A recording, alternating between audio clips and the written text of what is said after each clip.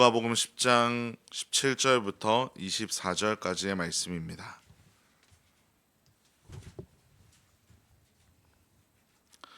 누가복음 10장 17절부터 24절까지 말씀을 저와 성도님들이 한 절씩 교도하도록 하겠습니다.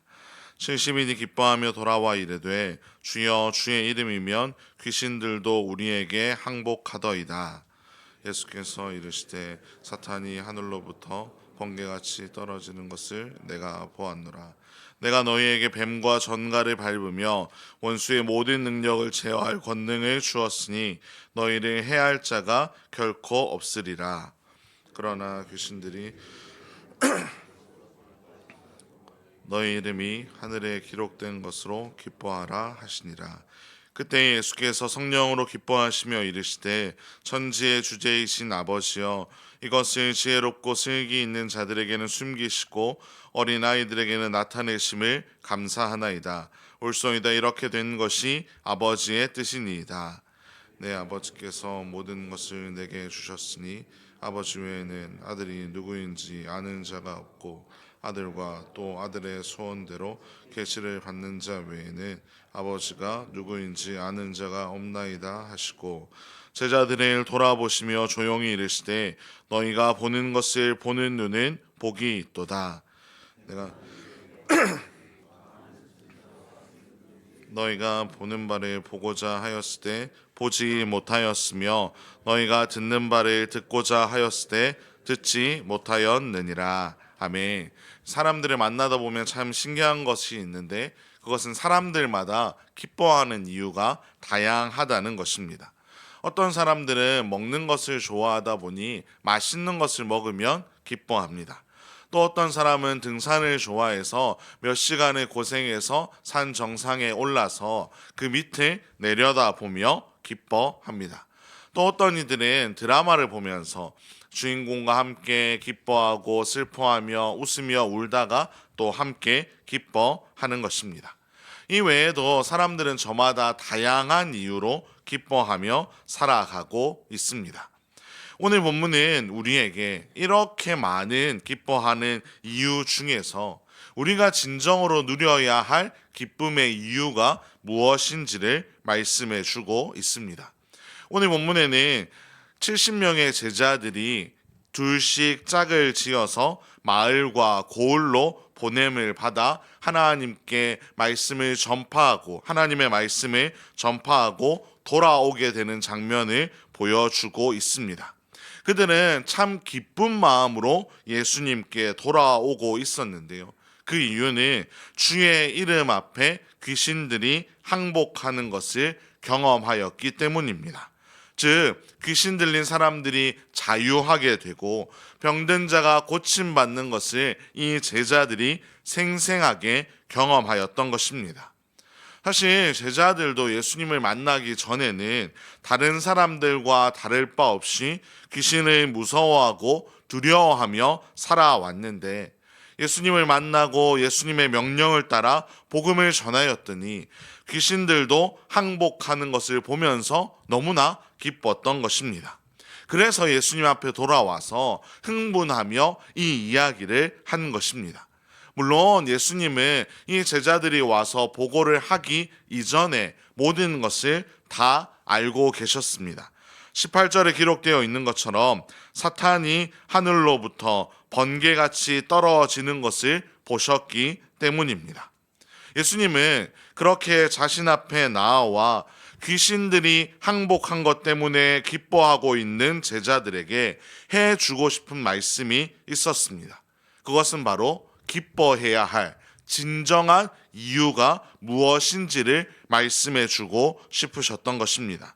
20절인데요. 그러나 귀신들이 너희에게 항복하는 것으로 기뻐하지 말고 너희 이름이 하늘에 기록된 것으로 기뻐하라 하시니라. 예수님께서는 귀신들이 항복한 것 때문에 기뻐하지 말고 오직 하나님의 백성이 된 것 때문에 기뻐하라고 제자들에게 말씀해 주셨습니다. 뱀과 전갈을 밟아도 아무런 해를 입지 않고 그들을 무찌르고 귀신들이 항복하는 것도 참 좋은 일이지만 궁극적으로는 세상의 그 어떤 것도 우리가 하나님의 자녀가 된 것과는 비교할 수 없음을 예수님은 분명하게 제자들에게 말씀해 주신 것입니다. 성도 여러분, 정말 그렇지 않습니까? 아무런 자격 없는 우리가 하나님의 백성이 된 것이 가장 큰 기적이며 우리의 가장 큰 기쁨의 이유가 된다는 것을 여러분 믿으십니까? 그렇게 우리는 어느새 정말로 하나님의 은혜를 경험하였고 그 은혜 때문에 살아가고 있습니다. 하지만 우리의 약함 때문에 우리는 자주 그 기쁨에 주목하는 것이 아니라 세상의 성공과 세상의 행복에 더 마음을 두고 그것이 기적인 것처럼 살아갈 때가 있습니다. 이미 놀라운 구원을 경험하였음에도 불구하고 특별한 체험과 같은 것에 우리의 마음을 두고 그러한 기적을 구하며 살아갈 때도 많이 있습니다.